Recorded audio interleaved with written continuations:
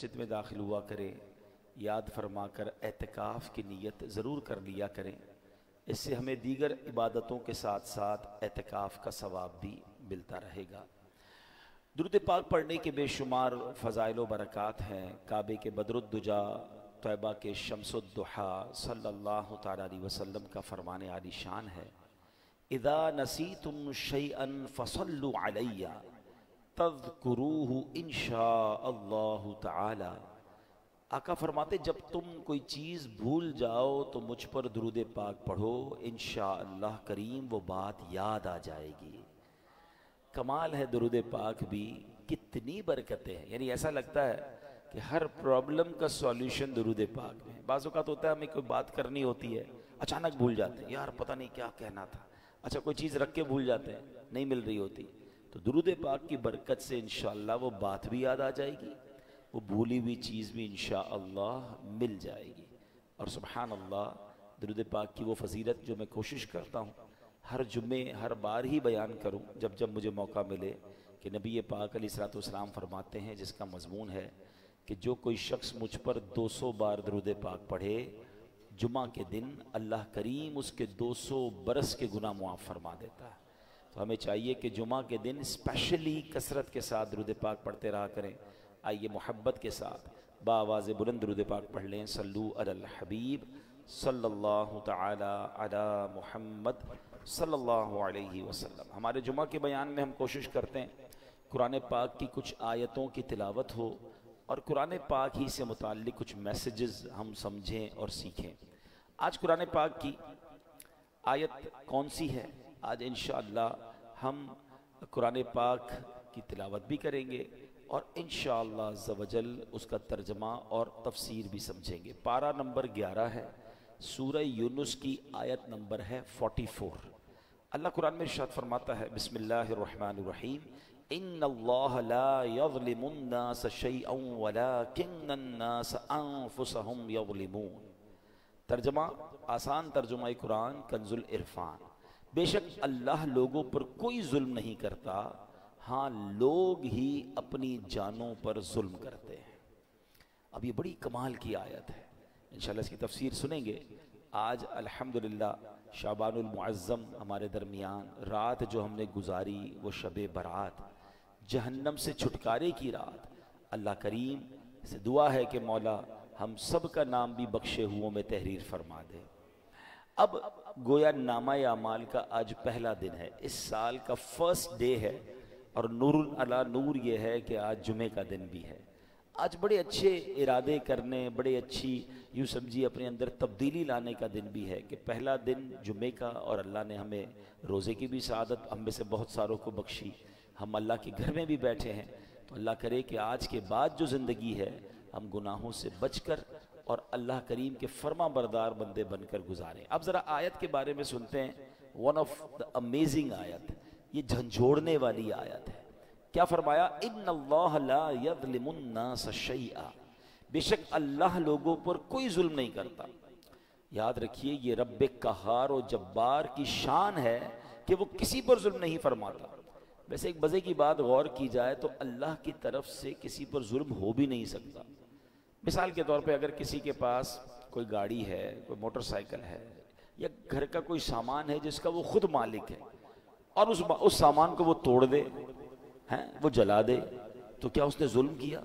उसकी चीज थी, वो उसने कर दिया, मालिक भी वही था ना। तो समझाने के लिए कह रहा हूं, पूरी दुनिया का खालिक और मालिक कौन है? जर्रा जर्रा अल्लाह का है ना।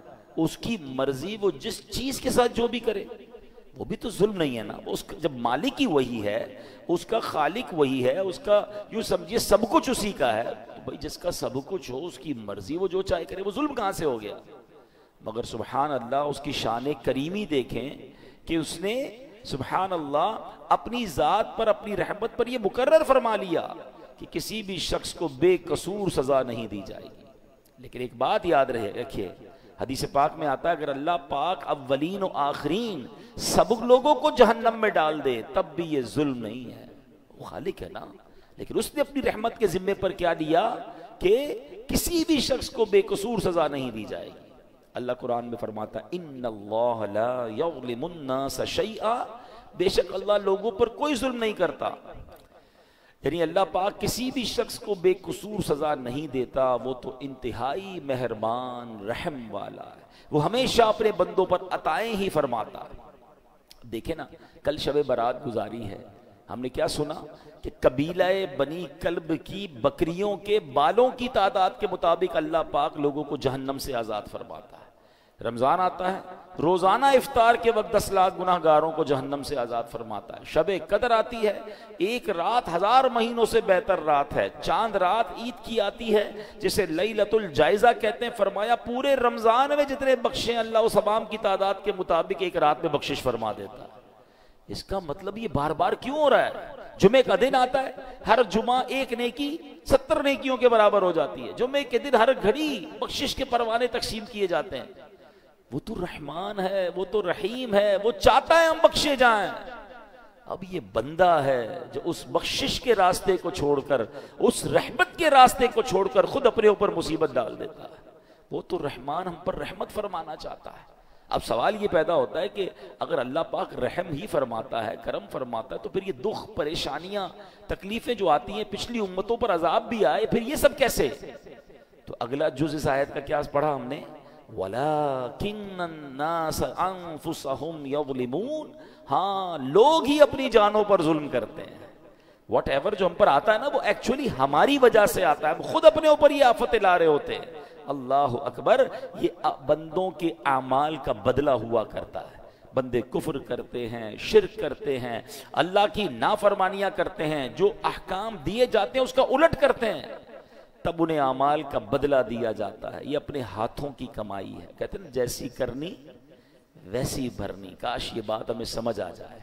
अल्लाह पाक के नबी हैं हज़रत मूसा अलैहिस्सलाम। अब जरा सुनिएगा ये वाक़या। ये जो हम पर प्रॉब्लम्स आ रही होती ना, वो कहते हैं ना, अंग्रेजी का एक बड़ा कमाल का जुमला है, what goes around comes around. आप जो कर रहे होते हैं ना, उसका बदला आ रहा होता है। अच्छा कर रहे होते हैं, कहीं ना कहीं से आपके साथ अच्छा हो रहा होता है। बंदा कहता है कमाल है यार, ये मेरा काम कैसे अच्छा हो गया, ये मुझे यार कहते कैसे फायदा हो गया, ये बंदा यूं मुझ पर मेहरबान कैसे हो गया। आपको नहीं पता, कुछ अरसा पहले आपने किसी गरीब से दुआएं ली थी, आपने कोई अच्छा काम किया था, किसी से मुस्कुरा कर मिले थे, आपने अल्लाह को राजी करने वाला कोई काम किया था, वो नेकी का बदला आपको किसी और सूरत में मिल रहा है। और ये जो ज्यादतियां, जुल्म लोगों पर, कहते ना बर्बरियत करके लोग चल रहे होते, समझते मेरा कुछ नहीं बिगड़ता। कभी उनको उसकी जो सजा मिलती है ना, कभी वो बच्चों में देखते हैं, कभी बीमारी में देखते हैं, कभी जनाब उनके साथ जब कुछ होता तो बंदा कहता है मैंने क्या किया। जनाब जो पहले किया था ना, ये उसकी अब आपको सजा मिल रही है। अब सुनिए, हजरत मूसा अलैहिस्सलाम ने अल्लाह से अर्ज की कि अल्लाह मैं तेरा अदलो इंसाफ देखना चाहता हूं। फरमाया मूसा आप देख नहीं पाएंगे। है ना अजीब बात, अदलो इंसाफ नहीं देख पाएंगे। कहा या अल्लाह मैं दिखा दे मौला, मैं देखना चाहता हूं, मैं तेरी कुदरत के नज़ारा देखना चाहता हूं, मैं इस बात पर कुदरत रखता हूं कि मैं अदलो इंसाफ देखूंगा। तो अल्लाह ने फरमाया ठीक है, फिर फलां दरिया के किनारे जाकर कहीं छुप जाइए। आप गए उस दरिया के किनारे और हाइड हो गए, छुप गए कि देखें माजरा क्या है। अब आपने देखा कि थोड़ी देर में एक शख्स, अमीर शख्स आया, घोड़े पर सवार था, दरिया पर आया और दरिया के पास उसने हाथ मुंह धोया और उसके पास एक थैला था माल से भरा हुआ, पैसों से भरा हुआ। उसने रखा और मुंह हाथ धोया, फ्रेश हुआ और घोड़े पे बैठ के चला गया। अपना वो थैला जो है वो दरिया के किनारे भूल गया। हो जाता है, कभी हम भी कहीं जाते हैं तो कोई चीज अचानक भूल जाते हैं। अब एक बच्चा आया, हज़रत मूसा देख रहे हैं, बच्चा आया और उसने देखा कि थैला है, पैसे भरे में, पैसे उठाया, वो चला गया। थोड़ी देर हुई तो एक और शख्स आया जो कि अंधा था और वो आकर दरिया के किनारे लेट गया, आराम करने लगा। अब उस अमीर शख्स को याद आया कि मेरा तो थैला रह गया था। वो ढूंढते ढूंढते दरिया पर आया तो देखा एक शख्स लेटा हुआ है और आंखें भी नहीं है, अंधा है। हजरत वो शख्स कहता है भाई तुमने मेरा थैला देखा है? वो कहता है हजरत मैंने कहां से देखा, मैं तो अंधा हूं। कहता सच बताओ, तुम्हारे अलावा कोई नजर नहीं आ रहा, मेरे बहुत सारे पैसे थे, बताओ किधर है वरना जान से मार दूंगा। वो मिन्नतें करता रहा, रिक्वेस्टें करता रहा, वो शख्स नहीं माना। वो अमीर शख्स, उसने उस अंधे बंदे को कत्ल कर दिया। हजरत मूसा ने कहा या अल्लाह ये कैसा इंसाफ है, इस अंधे ने तो कुछ किया ही नहीं, ये तो लेटा हुआ था, ये तो आराम कर रहा था, इसने पैसे चोरी भी नहीं किए, इसको कत्ल कर दिया गया। अल्लाह अकबर। अब अल्लाह पाक ने वही भेजी। देखो अल्लाह के राज क्या होते हैं। फरमाया ए मूसा यही हमारा इंसाफ है। मामला असल में यूं है कि वो जो बच्चा था ना, उसका वालिद इसी अमीर शख्स के घर इस पास मजदूरी करता था और इस अमीर शख्स ने इसकी मजदूरी दबाई हुई थी, बहुत अरसे से इसके पैसे नहीं दे रहा था। ये उतना ही माल था जितनी उसके बाप की मजदूरी मिलनी थी, हमने किसी और जरिए से उस बच्चे को वो मजदूरी पहुंचा दी। और जो बूढ़ा था यानी जो अंधा था, उसने अपनी जवानी में इस अमीर शख्स के वालिद को कत्ल किया था। आज उस कत्ल के बदले वो खुद कत्ल हो गया। यूं मजदूर को मजदूरी भी मिल गई और कातिल को उसकी सजा भी मिल गई। हमें नहीं पता होता किसी के साथ क्या हो रहा है, मगर कहीं ना कहीं what goes around comes around. आप जो करते हो उसका बदला आपको मिल रहा होता है। काश ये बात हमें समझ आ जाए, है? ऐसा नहीं कि कोई बंदा जुल्म करके कि भाई इसको मैंने खुद किसी और पुराने मामले की सजा दे दी, ये हमारा काम नहीं है, ये अल्लाह के राज हैं। सूरह कहफ पढ़े ना, सूरह कहफ में, वैसे मैं बार बार कहा करता हूं, सूरह कहफ वन ऑफ द अमेजिंग सूरत ऑफ कुरान है और उसमें खास तौर पे जो 3 वाकयात हैं, कमाल के वाकयात हैं। वैसे भी हर जुमा को जो सूरह कहफ की तिलावत करे, आदत डालें अपनी कि एक जुम्मे से लेकर दूसरे जुम्मे तक उसके लिए नूर कर दिया जाता है। 10-15 मिनट लगते हैं, सूरह कहफ की तिलावत कर लिया करें। तो कहने का मकसद यह है कि फरमाया कि जब बंदा, इस सूरह कहफ में एक वाकया है ना, हजरत मूसा अलैहिस्सलाम और हजरत खिज़र अलैहिस्सलाम से जो मुलाकात हुई, उसमें बड़े अजीब वाकयात थे। हजरत मूसा हैरान हो गए थे, मगर पीछे अल्लाह के राज थे ना, हर वाकये के पीछे कोई रीजन था। तो हमें ये समझना होगा कि हमारे साथ जो प्रॉब्लम्स हैं, जो क्लैमिटीज हैं, जो मुश्किलें हैं, जो तंग दस्तियां हैं, जो जिल्लत और रुसवाई कभी हो जाती है, बना बनाया काम बिगड़ जाता है, ये एक्चुअली कहीं ना कहीं हमारे आमाल की सजा होती है। ये हमारी गलतियों का हमें खुमियाजा भुगतना पड़ता है। अल्लाह किसी पर जुल्म नहीं करता, ये बात हमेशा याद रखिएगा। मगर अफसोस, आज लोग जब कोई मुश्किल आए तो माद अल्लाह की बारगाह में शिकवे कर रहे होते हैं और बाज़ औक़ात ऐसे जुमले कह देते हैं जो कुफरिया जुमले होते हैं। अल्लाह तो हमारी सुनता ही नहीं है, पता नहीं हम हमारे साथ ही मुश्किल होती है, हमारी तो दुआ कबूल ही नहीं होती है, पता नहीं क्या कसूर कर दिया। अल्लाह के बंदे ये कह कैसे सकते हो आप और मैं कि हमने कसूर क्या कर दिया? सुबह शाम कसूर कर रहे हैं, हम तो सरापा कसूर हैं। सच बात बताऊं, अगर मुझे और आपको हमारे अमाल की सजा मिलना शुरू हो जाए ना, तो हम तो मारे गए। मुझे एक बात बताएं, अल्लाह ने आंखें किस लिए दी हैं? क्या आंखें इसलिए दी है कि इससे हराम देखा जाए? सच अल्लाह की कुदरत और उसका इंसाफ तो ये होता कि बंदा हराम देखता तो अंधा कर दिया जाता। भाई आंखें दी तो नहीं थी ना, इसलिए। आप क्या करते हैं अपने ऑफिस में?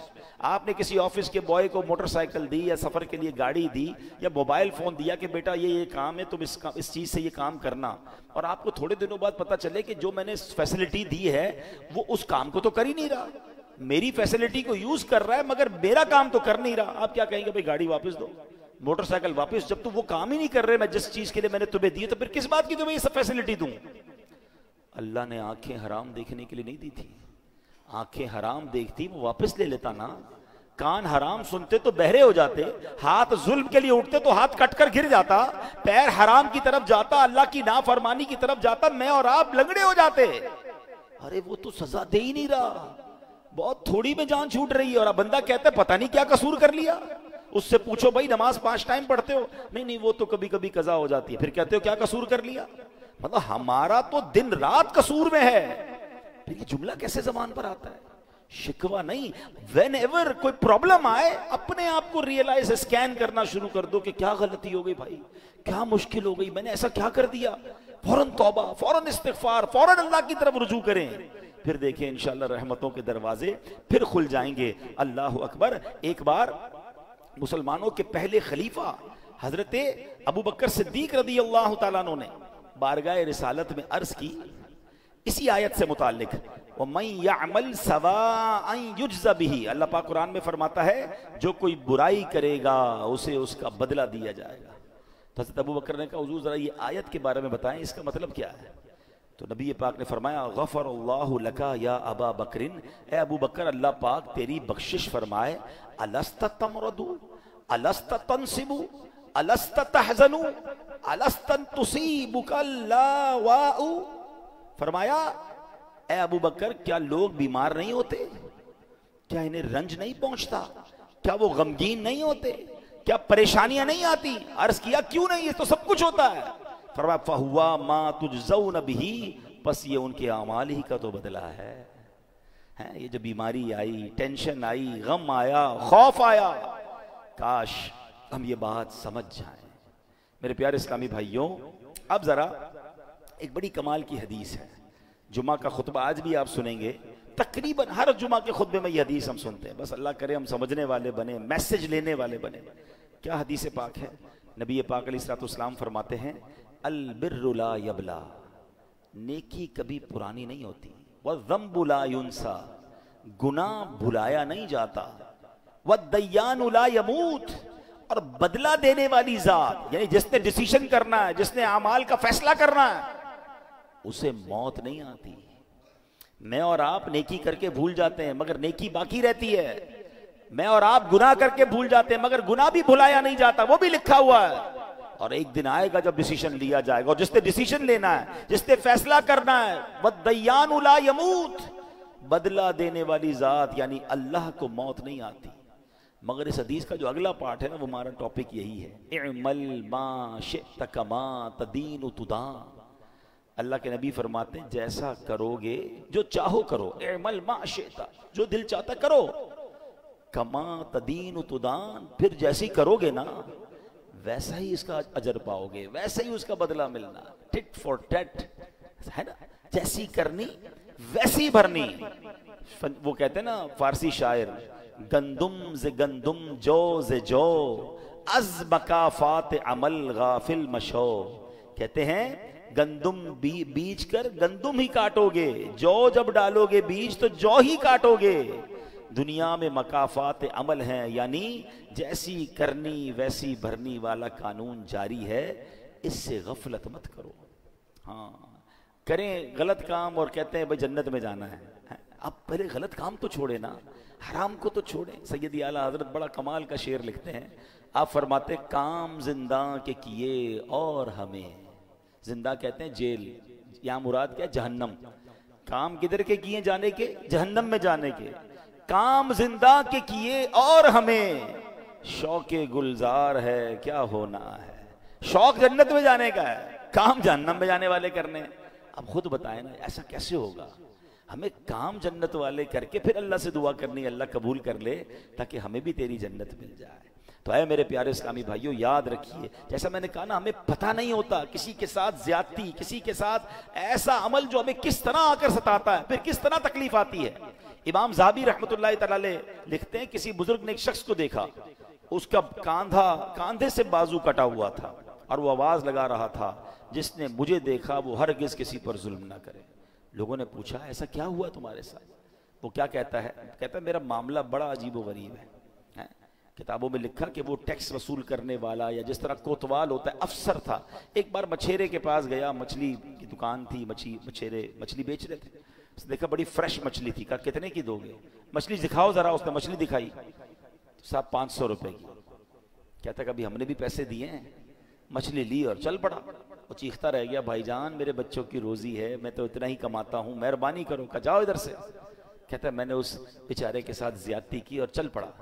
जैसे चल पड़ा तो वो मछली इतनी फ्रेश थी कि फड़क रही थी, तो उस मछली ने मेरे अंगूठे पे काट लिया।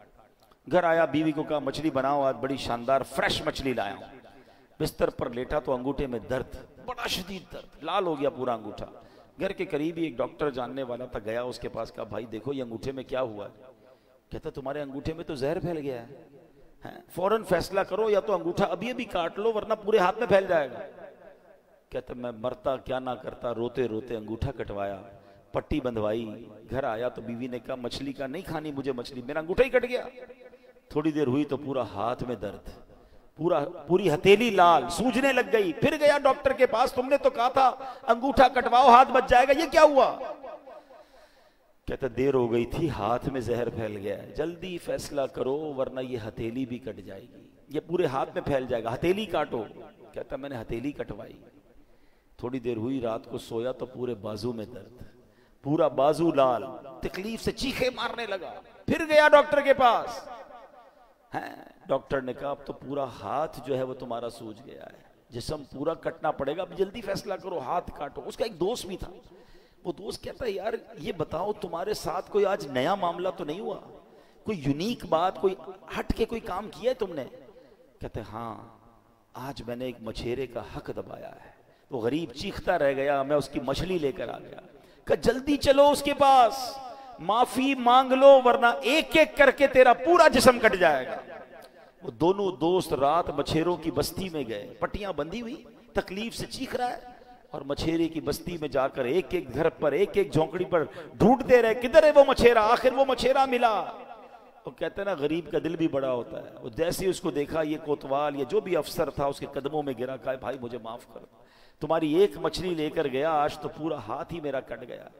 जब उसने उसका ये हाल देखा तो उसको माफ कर दिया। जब माफ कर दिया ना, तो उस अफसर का जो दोस्त था उसने मछेरे से पूछा कि एक बात तो बताओ, जब ये तुम्हारी मछली लेकर चला गया था, तुमने कुछ दुआ की थी, तुमने कोई अल्लाह को पुकारा था? पता है वो मछेरा क्या कहता है? वो कहता, मैंने अल्लाह की बारगाह में सिर्फ एक इल्तिजा की थी कि या अल्लाह, ये मेरा हक लेकर चला गया है, मैं इससे बदला नहीं ले सकता, मौला तूने बदला लेना है, मैं कमजोर हूं मालिक, ये मुझे दबा गया। ए अल्लाह, आज तूने अपनी कुव्वत दिखानी है, तूने अपनी कुदरत दिखानी है। ऐ मेरे प्यारे इस्लामी भाई, अब बताओ, एक मछली थी, चंद 100 रुपए की थी, बंदे का एक एक करके जिस्म कटना शुरू हो गया। ये सोचना होगा मुझे और आपको। आज जो लोगों पर जुल्म करते हैं, आज जो लोगों को दबाते हैं, आज कहते हैं मेरा कोई नहीं बिगाड़ सकता, अपने मुलाजिम को बुरा भला कह रहे हैं, अपनी फैमिली को बुरा भला कह रहे हैं, जो बंदा गरीब उसको दबा देते हैं। एक बात याद रखना, मैंने कई बार अपने बयान में एक जुमला कहा है, मैंने पंजाब में एक जुमला, पंजाब गया था तो एक जुमला सीखा था। वो कहते हैं, मजबूत आदमी से न डरो, माड़े आदमी से डरो। अच्छा, मुझे उस वक्त तक माड़े का मतलब भी नहीं पता। मैंने कहा माड़ा किसको कहते? कहते माड़ा कहते कमजोर को। तो मैंने कहा ये क्यों कह रहे हैं आप, मजबूत आदमी से न डरो, कमजोर से डरो? वो कहते मजबूत तो अपना बदला तुमसे खुद ले लेगा, जो माड़ा होगा ना, कमजोर, वो अल्लाह की बारगाह में फरियाद करेगा, और फिर अल्लाह जब उसका बदला लेगा ना, जब वो उस जुल्म का तुम्हारे साथ हिसाब फरमाएगा, फिर जालिम को छुपने की जगह नहीं मिलेगी। एक बात याद रखा करें, जो लोग ये कहते होते हैं ना, मेरा कोई कुछ नहीं बिगाड़ सकता, वाकई वो तुम्हारे साथ कुछ नहीं कर सकता। मजलूम गरीब बेचारा वो क्या कर लेगा, मगर उसके पास एक रास्ता है, वो अल्लाह को पुकारता है, और जब दिल से पुकार जाती है ना मजलूम की, तो फिर जालिम बचता नहीं। तो है मेरे प्यारे इस्लामी भाइयों, आज जो हम कुरान की आयत सुन रहे हैं और समझ रहे हैं, इसका मतलब याद रखिएगा कि अल्लाह किसी पर जुल्म नहीं करता, बंदे ही अपने आमाल की वजह से अपना बेड़ा गर्क करते हैं, अपने ऊपर समझने आफतों को लेकर आते हैं। काश ये बात हमें समझ आ जाए। ऐ मेरे प्यारे इस्लामी भाइयों, पिछली कौमों को कुरान पढ़े तो पता चले ना, पिछली कौमों का जिक्र बड़ा ब्रीफली कुरान में हुआ, बड़ा वाज़ेह हुआ। कौम आद पर सख्त आंधी का अजाब आया, जिसने उन्हें खाए हुए भूसे की तरह मलियामेट कर दिया। सबब क्या था? उनके गुनाह थे। कौम समूद पर शदीद जलजले का अजाब आया, जिसने उन्हें हमेशा के लिए फना के घाट उतार दिया, उसका सबब भी उनके गुनाह थे। नमरूद पर मच्छरों का अजाब भेजा गया, उसका सबब क्या था? खुदाई का दावा था ना, अल्लाह की नाफरमानी थी। फिरौन के साथ क्या हुआ? कर्रो फर, अल्लाह ने कितना दिया उसे, अल्लाह को नाराज किया, अल्लाह ने पानी में गरक कर दिया, दरिया में गरक कर दिया। कारून के पास कितना खजाना था, आज दुनिया में किसके पास इतना खजाना है? कुरान कहता है उसके खजानों की चाबियां पूरी एक जमात उठाती थी, यानी ऊंटों की कितारें होती थी। जो कारून के खजाना नहीं उठाती थी, उसके खजानों की चाबियां उठाती थी। नाफरमानी की, ज़कात से इनकार किया, अल्लाह के फैसलों के खिलाफ चला, खजाने समेत धसा दिया गया। ये सारे वाकयात कुरान में मौजूद हैं, जो पुकार पुकार कर कह रहे हैं कि रब को नाराज मत कर बैठना, वरना फिर बर्बादी है। अल्लाह अकबर। इमाम हसन बसरी रहमतुल्लाहि तआला फरमाया करते थे, ए इब्ने आदम, तेरी हलाकत हो, क्या तू अल्लाह पाक से मुकाबला करना चाहता है? अल्लाह से मुकाबला कौन कर सकता है? फरमाया हाँ हाँ, जिसने अल्लाह पाक की नाफरमानी की, गोया उसने अल्लाह पाक से जंग की, और अल्लाह पाक से जंग का नतीजा क्या है? तबाही और बर्बादी। ऐ मेरे प्यारे इस्लामी भाई, गुनाहों से तौबा कर लीजिए। बड़ा प्यारा दिन है, 15 शाबान का दिन है, नामाए अमाल का पहला दिन है, अल्लाह से दोस्ती का दिन है। जो हो गया उससे माफी मांग लो, वो बड़ा करीम है, वो माफ फरमाने वाला। अल्लाह के नबी, आखिरी नबी अलैहिस्सलाम फरमाते, कुल्लु बनी आदमु खत्ताउन व खैरुल खत्ताइन तव्वाबून। आका फरमाते हर आदमी से खता हो जाती है, और बेहतरीन खताकार वो है जो तौबा कर ले। तौबा करना। कहते ना गुनाह आदत बन जाए तो तौबा को दस्तूर बना लो। जैसे ही गुनाह होना फौरन नेकी करना शुरू कर दे, इस्तगफार करना शुरू कर दे, तौबा करना शुरू कर दे, तो इंशाअल्लाह अल्लाह ने चाहा तो वो गुनाह की जो नहूसत है वो ख़त्म हो जाएगी। ऐ मेरे प्यारे इस्लामी भाइयों, एक बार हज़रत ईसा अलैहिस्सलाम के साथ कुछ लोग अपने हवारियों के साथ, अपने दोस्तों के साथ, साथियों के साथ तशरीफ़ फरमा थे। एक बहुत ही खूबसूरत हसीन और जमील परिंदा आया और आपके सामने ज़मीन पर लौट पोट होने लग गया। उसने अपने आप को ज़मीन पर इतना रगड़ा कि उसकी खाल उतर गई। अब वो सुर्ख, गंजा और बदसूरत दिखने लगा। फिर वो परिंदा कीचड़ में गया, उसमें लौटपोट होने लगा, तो कीचड़ में गंदा भी बड़ा हो गया। और उसके बाद उस परिंदे ने एक पानी के तालाब में छलांग लगाई। जब वहां से बाहर निकला ना तो साफ सुथरा भी हो गया, नई खाल भी आ गई, पहले जैसा खूबसूरत भी हो गया। हजरत ईसा अलैहिस्सलाम ने क्या, अल्लाह पाक ने हजरत ईसा अलैहिस्सलाम ने जब ये देखा तो अपने हवारियों से फरमाया कि ये परिंदा तुम्हारी तरफ निशानी बनाकर भेजा गया, इट इज साइन।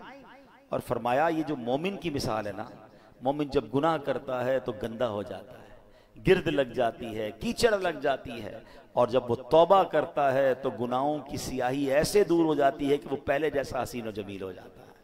तो ये बात याद रखिए, जैसे ही गुनाह हो जाए ना फौरन अल्लाह की तरफ रुजू, ए अल्लाह माफ कर दे, ए परवरदिगार हो गई मिस्टेक, अब नहीं करूंगा मालिक। तो अल्लाह को तौबा करने वाला बड़ा पसंद है। और जब तौबा करनी है उस वक्त ये इरादा ना हो कि दोबारा भी गुनाह करूंगा, प्लान वही है, फिर तौबा नहीं है। अन नदम तौबा, हदीस के अल्फाज है, शर्मिंदगी ही तौबा है। बंदा पहले शेम फील करे, फिर उससे वादा करे कि मौला अब नहीं करूंगा, और फिर अल्लाह से कहे मौला तौबा पर इस्तकामत भी तूने देनी है, फिर वो करीम माफ करने वाला है। तो ऐ मेरे प्यारे इस्लामी भाइयों, इन्नल्लाह युहिब्बुत तव्वाबीन, अल्लाह कुरान में फरमाता है बेशक अल्लाह बहुत तौबा करने वालों से मोहब्बत फरमाता है। तो हमें तौबा करते रहना चाहिए, बल्कि हो सके तो सलातुत तौबा की आदत डालें। रोजाना रात सोने से पहले, हम गुनाहगार हैं, हमसे हो जाती हैं खताएं, तो 2 रकात सलातुत तौबा पढ़ लिया करें। उसका तरीका क्या है कि रात को या दिन में भी पढ़ें तो मकरू वक्त ना हो, 2 रकात इस तरह सलातुत तौबा पढ़ें कि इस नियत के साथ 2 रकातें पढ़ें कि ऐ अल्लाह हमारे गुनाहों को माफ फरमा,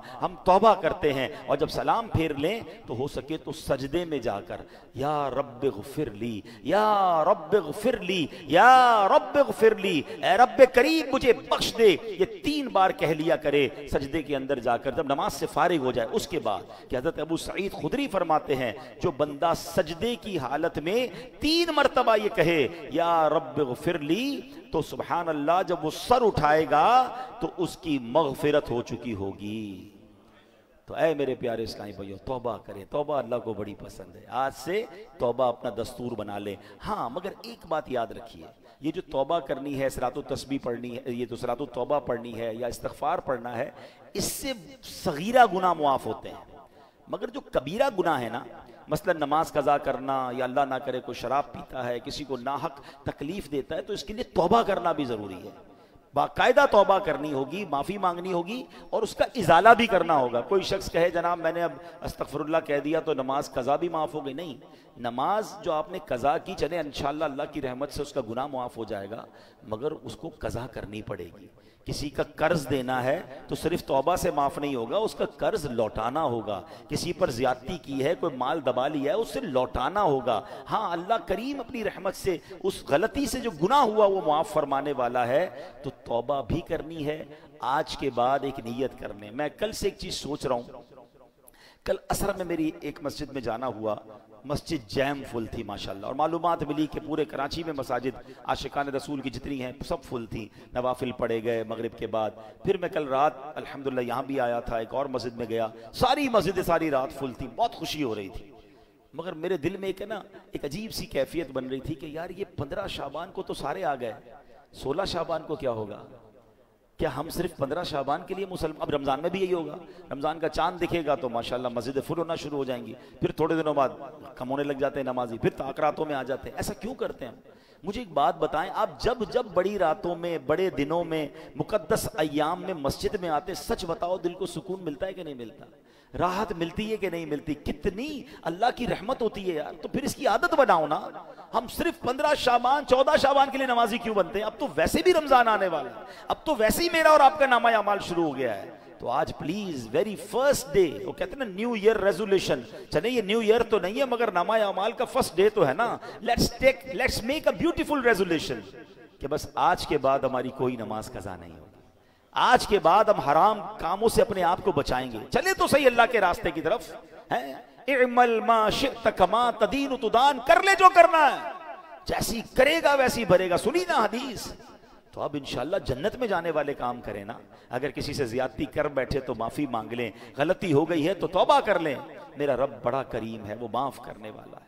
अल्लाह करीम मुझे और आपको अपनी जिंदगी में आज से बेहतरीन बदलाव लाने की तौफीक अता फरमाए। आमीन बिजाहिन नबी अमीन।